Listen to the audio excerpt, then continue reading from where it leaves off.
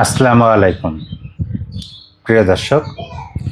Doctor ইউনূসের আমলে আমরা দেখেছি যারা দেশের পক্ষে কথা বলতেন, স্বাধীনতার পক্ষে কথা বলতেন, মুক্তিযুদ্ধ এবং বঙ্গবন্ধুর পক্ষে কথা বলতেন, মোট কথা ন্যায্য এবং সঠিকের পথে যারা ছিলেন তাদেরকে হাজারোভাবে চেষ্টা করা হয়েছে আওয়ামী লীগের দালাল বানানোর, ফ্যাসিবাদের দালাল বানানোর, ফ্যাসিস্টের দোসর বানানোর বা কালচারাল ফ্যাসিস্ট বানানোর। নানানভাবে কিন্তু চেষ্টা হয়েছে। মানে আপনি যদি সত্য কথা বলেন, অন্যায়ের প্রতিবাদ করেন এবং ডক্টর ইউনূসের আপনি অন্যায় কাজের প্রতিবাদ সমালোচনা করেন, তাহলে আপনাকে আওয়ামী লীগের দিকে ঠেলে দেওয়ার চেষ্টা হয়েছে। কিন্তু শুধুমাত্র সমালোচনা করার পরিপ্রেক্ষিতে নিরপরাধ, কোনো মামলা নাই, কোনো অভিযোগ নাই, তারপরেও তাকে রাজবন্দী হিসেবে কারাগারে থাকতে হয়েছে। যদি আপনি এটার বাস্তব উদাহরণ দেন, একাধিক দিতে পারবেন, সেদিকে আমি যাচ্ছি না।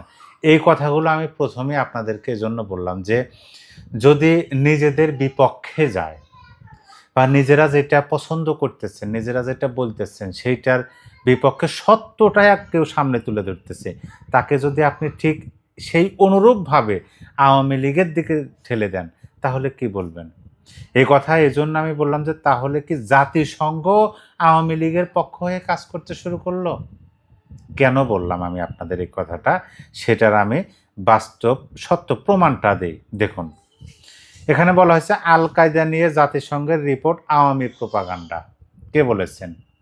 বাংলাদেশকে নিয়ে আল কায়দা ইস্যুতে জাতিসংঘের প্রতিবেদন বিগত ফ্যাসিবাদী সরকারের প্রোপাগান্ডা হতে পারে বলে মন্তব্য করেছেন পররাষ্ট্র প্রতিমন্ত্রী শামাওয়াত ইসলাম।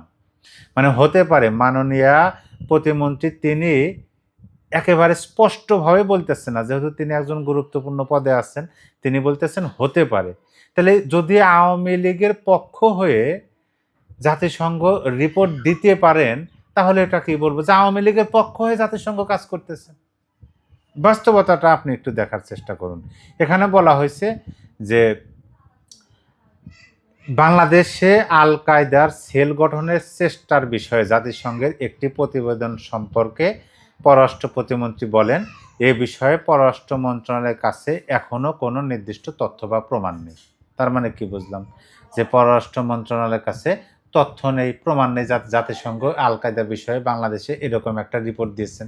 তাহলে যেহেতু প্রমাণ নেই, মন্তব্য করার কোনো প্রয়োজন আছে? তিনি মন্তব্য করবে, ঠিক আছে, কিন্তু তিনি অনুমান নির্ভরভাবে বলে দিলেন যে এটা আওয়ামী লীগ বা বিগত ফ্যাসিবাদের, তারা তো সেটা বলে যে আওয়ামী লীগের প্রোপাগান্ডা হতে পারে, মানে আওয়ামী লীগ এগুলা ছড়াইতেছে, এটাই তো বোঝানোর চেষ্টা করছেন। তিনি বলেন এ কারণে প্রতিবেদনটি নিয়ে এখনই কোনো মন্তব্য করার মতো তথ্য তাদের হাতে নেই, বিষয়টি স্বরাষ্ট্র মন্ত্রণালয় খতিয়ে দেখছে বলে জানান। মানে এ বিষয়ে তিনি জানেন না এবং পররাষ্ট্র মন্ত্রণালয়ের কাছে তথ্য নাই, কিন্তু এই কথাটা বলে দিলেন যে আওয়ামী লীগের দোসর। জাতিসংঘের কাছে প্রতিবেদনের ভিত্তি সম্পর্কে জানতে চাওয়া হবে কিনা এই প্রশ্নে তিনি বলেন, জাতিসংঘ সাধারণ পরিষদের অধিবেশনের সভাপতি বাংলাদেশের পররাষ্ট্রমন্ত্রী, তিনি সংশ্লিষ্টদের সঙ্গে এ বিষয়ে কথা বলবেন। মানে সংশ্লিষ্টদের সঙ্গে এ বিষয়ে কথা বলবেন রজার খলিল, তিনি জাতিসংঘের কি হয়েছেন? সভাপতি হয়েছেন সাধারণ অধিবেশনের। তার মানে কি এখন বলতেছে জানি না, এখন আমরা এ বিষয়ে মন্তব্য করতে পারবো না, পররাষ্ট্র মন্ত্রণালয় অবগত না, স্বরাষ্ট্র মন্ত্রণালয় এই বিষয়ে খতিয়ে দেখতেছে। তাহলে যেহেতু রওজার খলিল যাচ্ছে পররাষ্ট্র কি সাধারণ অধিবেশনের সভাপতি, নাকি তাকে দিয়ে একটু ম্যানেজ ভাই এই বিষয়গুলো সেরকম কিনা? দেখেন, আমাদের মাননীয় স্বরাষ্ট্রমন্ত্রী তিনি বলছেন আল কায়দা নিয়ে জাতিসংঘের রিপোর্ট অনুমান নির্ভর। মানে জাতিসংঘ যে রিপোর্টটা দিয়েছেন সেই রিপোর্টটা নাকি অনুমান নির্ভর। বাংলাদেশে আল কায়দার তৎপরতা নিয়ে জাতিসংঘের সতর্কতা প্রসঙ্গে স্বরাষ্ট্রমন্ত্রী সালাউদ্দিন আহমেদ জানিয়েছেন, সরকার বিষয়টি আমলে নিচ্ছে না। জাতিসংঘ যে একটা রিপোর্ট দিয়েছেন, সেই রিপোর্ট পররাষ্ট্র মন্ত্রণালয়ের প্রতিমন্ত্রী বলতেছেন যে এটা আওয়ামী লীগের প্রোপাগান্ডা, মাননীয় স্বরাষ্ট্রমন্ত্রী বলতেছেন এটা সরকার আমলে নিচ্ছে না এবং এই রিপোর্টটা অনুমান নির্ভর। তার মানে জাতিসংঘ রিপোর্টটা দিয়েছেন। তাহলে দেখেন, দুইটা মন্ত্রণালয়ের দুজন গুরুত্বপূর্ণ ব্যক্তির একই বিষয়ে বক্তব্য মিল খুঁজে পাওয়া যায়? মিল খুঁজে পাওয়া যায় না। যেহেতু মাননীয় স্বরাষ্ট্রমন্ত্রী বলেন অনুমান নির্ভর, তার মানে রিপোর্টটি করেছেন জাতিসংঘ। এখন পররাষ্ট্র প্রতিমন্ত্রী বলতেছেন যে এইটা আওয়ামী লীগের প্রোপাগান্ডা। দেখেন জাতিসংঘ ঠিক কি বলেছেন। জাতিসংঘের যে রিপোর্টটা আমি যদি সংক্ষেপে আপনাদের বলি, জাতিসংঘের প্রতিবেদনে যেটা বলা হয়েছে, বাংলাদেশে নিজেদের ঘাঁটি ও গোপন সেল গড়ে তোলার চেষ্টা করছে আল কায়দা। জাতিসংঘ স্পষ্টভাবে বলতেছে যে বাংলাদেশে আল কায়দা তাদের স্থায়ী ঘাঁটি, এখানে কোনো অস্থায়ী না, স্থায়ীভাবে ঘাঁটি গাড়ার চেষ্টা করতেছে এবং গোপন সেল গড়ে তোলার চেষ্টা করতেছে। অপরদিকে আমাদের মাননীয় স্বরাষ্ট্রমন্ত্রী, মাননীয় পররাষ্ট্র মন্ত্রণালয়ের প্রতিমন্ত্রী দুজন দুই ধরনের বক্তব্য দিতেছেন। এখন আমরা তো দেশের অভ্যন্তরে আছি, আমরা দেশের অভ্যন্তরে কি কি ঘটনা ঘটতেছে আমরা তো খুব ভালোভাবে বুঝতেছি।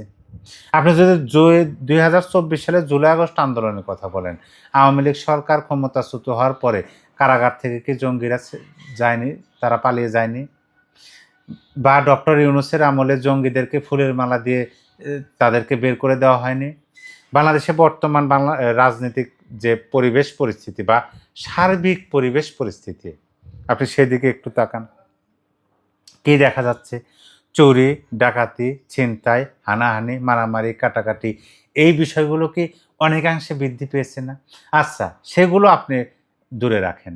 সাম্প্রতিককালে বাংলাদেশের খুবই গুরুত্বপূর্ণ জায়গাগুলোতে একাধিক বিভিন্ন ধরনের বিস্ফোরক উদ্ধার হচ্ছে না, পাওয়া যাচ্ছে না।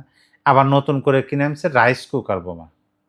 এই যে বিষয়গুলো পাওয়া যাচ্ছে এবং মাদ্রাসার মধ্যে বোমা বানানোর সরঞ্জাম বা সেটার প্রস্তুতিকালে অভিযান চালিয়ে ধরা হচ্ছে, মানে হচ্ছে তো, এবং নতুন নতুন সদস্যদেরকে খুঁজে পাওয়া যাচ্ছে আল কায়দার।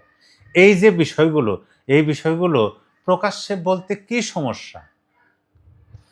আমাদের বর্তমান বাংলাদেশের সরকার বা স্বরাষ্ট্র মন্ত্রণালয় বা মাননীয় মন্ত্রী মহোদয়, তিনি প্রকাশ্যে বলতে কি সমস্যা?